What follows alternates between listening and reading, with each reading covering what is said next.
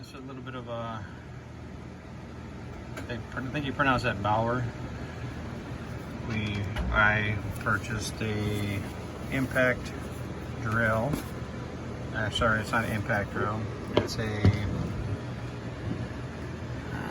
what do you call it? Yeah, impact driver.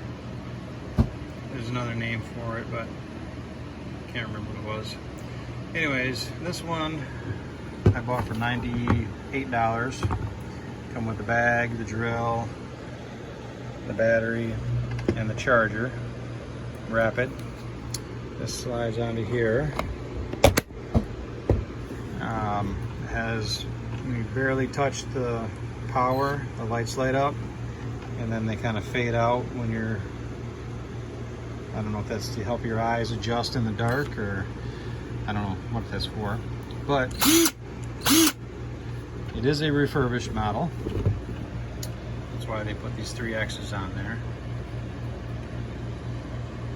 But everything works good. It's got the pull out for the lock end of your drill or your screwdriver, screw bit.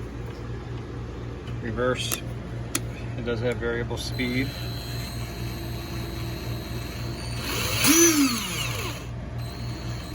So that's always nice.